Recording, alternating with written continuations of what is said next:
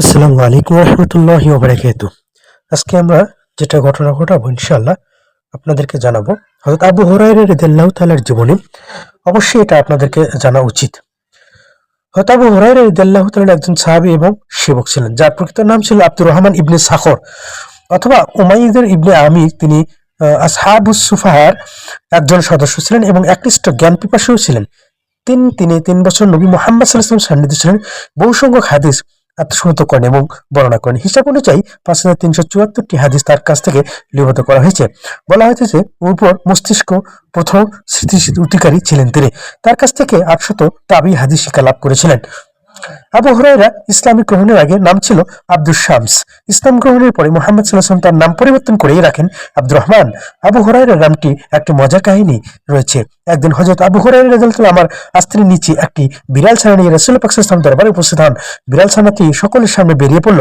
এই অবস্থা থেকে রাসূল পাক সাল্লাল্লাহু আলাইহি ওয়াসাল্লাম রসিকতা করে হে বিড়ালের পিতা বলে সম্বোধন করলেন। এরপর থেকে তিনি আবু হুরায়রা নামে খ্যাতি লাভ করেন। আরবি ভাষায় হুরায়রা স্ত্রীলিঙ্গ আর হিররুন পুংলিঙ্গ। হুরায়রা শব্দ অর্থ হচ্ছে বিড়াল ছানা। আবু হুরায়রা শব্দ অর্থ হচ্ছে বিড়াল ছানার পিতা। তার প্রাথমিক জীবন আবু হুরায়রা রাদিয়াল্লাহু তাআলা ইয়ামিনে জন্মগ্রহণ করেন। তিনি ৫৯৯ সালে জন্মগ্রহণ করেন এবং ৬৭৬ সালে মৃত্যুবরণ করেন। ইসলাম গ্রহণ আবু হুরায়রা রাদিয়াল্লাহু তাআলা ইসলামী দীক্ষিত হন প্রখ্যাত সাহাবী তুফাইল ইবনে আমর আদ-দাইসির হাতে। ইসলাম গ্রহণের পর তৃতীয় স্ত্রী দাউস গোত্রের সাথে অবস্থান করতে থাকেন। ৬ষ্ঠ হিজরীতে শুনে তার গোত্রের একটি প্রতিনিধিদের সাথে মদিনায় এসে মুহাম্মাদের সাথে সাক্ষাৎ করেন এবং ইসলাম গ্রহণ করেন। তবে আমর ইবনুল গালস বলেন তিনি ৭ম হিজরীতে ইসলাম গ্রহণ করেন। মদিনায় আসার পর তিনি দিনে রাতে ২৪ ঘন্টা হযরত মুহাম্মদ সাল্লাল্লাহু আলাইহি ওয়াসাল্লাম সাহচর্যে থাকতেন এবং হযরত মুহাম্মদ সাল্লাল্লাহু আলাইহি ওয়াসাল্লাম এর জীবদ্দশায় তখনও আবু হুরায়রা বিবাহ করেননি। বাড়িতে শুধু তার বৃদ্ধা মা ছিল এবং যুদ্ধ অবরোধে মুহাম্মদ সাল্লাল্লাহু আলাইহি ওয়াসাল্লাম দোয়ার কোন ইসলাম কবুল করেননি। ঘটনাটি আবু হুরায়রা রাদিয়াল্লাহু তাআলা তার মাকে আল্লাহর রাসূলের প্রতি ঈমান আনার আহ্বান জানালে তার মা ও রাসূলের প্রতি আশ্বস্ত ভাষায় গালিগালাজ করেন। এতে হযরত আবু হুরায়রা রাদিয়াল্লাহু তাআলা ভীষণ মর্মাহত হয়ে কাঁদতে কাঁদতে রাসূল পাক সাল্লাল্লাহু আলাইহি ওয়াসাল্লামের দরবারে উপস্থিত হলেন। রাসূল পাক সাল্লাল্লাহু আলাইহি ওয়াসাল্লাম তাকে জিজ্ঞাসা করলেন, কাঁদছো কেন? তিনি বললেন, আমি সবসময় আমার মাকে ইসলামের দাওয়াত দিই, কিন্তু তিনি তা অস্বীকার করেন। প্রতিদিনের মতো আজও আমি তাকে ইসলামের দাওয়াত দিয়েছিলাম। এরপর তিনি আপনার সম্পর্কে কিছু কথা বলেছেন, আমাকে ভীষণ বেঁধে দিয়েছে। ইয়া রাসূলুল্লাহ, দোয়া করুন আল্লাহ যেন আমার মায়ের হৃদয়কে ইসলামের আলোকে আলোকিত করে তোলেন। তখন রাসূল পাক সাল্লাল্লাহু আলাইহি ওয়াসাল্লাম দোয়া করেন, হে আল্লাহ, আবু হুরায়রা মাকে হেদায়েত দান করো। এর ফলে তার মা ইসলামের ছায়াতলে প্রবেশ করে নিজেকে ধন্য করেন। আবু হুরায়রাকে নিজে জ্ঞান অর্জন করেন এবং তার জ্ঞান বিতরণ করতে ভালোবাসতেন। এই জন্য তিনি সবসময় মুহাম্মাদের থেকে মুখ থেকে নিশ্চিত কথা হাদিস শুনতেন। মুহাম্মদ সাল্লাল্লাহু আলাইহি ওয়াসাল্লাম থেকে এত বেশি হাদিস বর্ণনাকারী ব্যাপারটি অনেক সন্দেহের দৃষ্টিতে দেখত। তাই তিনি বলেছিলেন, তোমরা হয়তো মনে করছো আমি খুব বেশি হাদিস বর্ণনা করি, কিন্তু আমি ছিলাম রিক্ত হস্ত, দরিদ্র, পেটে পাথর বেঁধে সর্বদা মুহাম্মাদের সাহায্য কাটাতাম।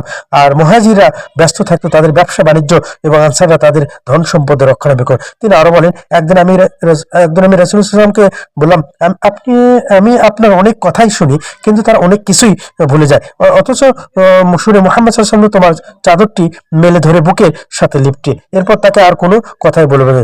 আবু হুরায়রা থেকে যারা হাদিস বর্ণনা করেছেন, ইমাম বুখারী বলেন ৮০০ বেশি সাহাবী ও তাবী আবু হুরায়রার নিকট থেকে হাদিস বর্ণনা করেছেন। সাহাবীদের মধ্যে যারা থেকে হাদিস বর্ণনা করেছেন তাদের মধ্যে হচ্ছে আব্দুল্লাহ ইবনে আব্বাস, আব্দুল্লাহ ইবনে ওমর, জাবির ইবনে আব্দুল্লাহ, আনাস বিন মালিক, ওয়াসিলা। দরিদ্রতা জর্জরিত রাসূল পাক সাল্লাল্লাহু আলাইহি ওয়াসাল্লাম যে খাদ্য হাদিয়া পেতেন প্রায় সময়ই তা সুফার মধ্যে বন্টন করে দিতেন। আবু হুরায়রা আগে যতটুকু পড়তো অত্যন্ত অপর্যাপ্ত হলেও তা খেয়ে নিতেন, কাটিয়ে দিতেন। সাহাবীগণ তাকে কখনো ক্ষুধায় কাতর দেখলে নিজে গৃহে ডেকে এনে আহার করাতেন। একদা জাফর ইবনে আবু তালিব তাকে সঙ্গে নিয়ে যান, কিন্তু ঘরে কিছু না থাকায় ঘি এর শূন্য পাত্রটি হাজির করলেন। আবু হুরায়রা তাই চেটে ক্ষুধায় মৃত্যুর পাশে পেলেন। অনেক সময় খেজুরা পানি খেয়ে তিনি দিনের পর দিন কাটিয়ে দিতেন।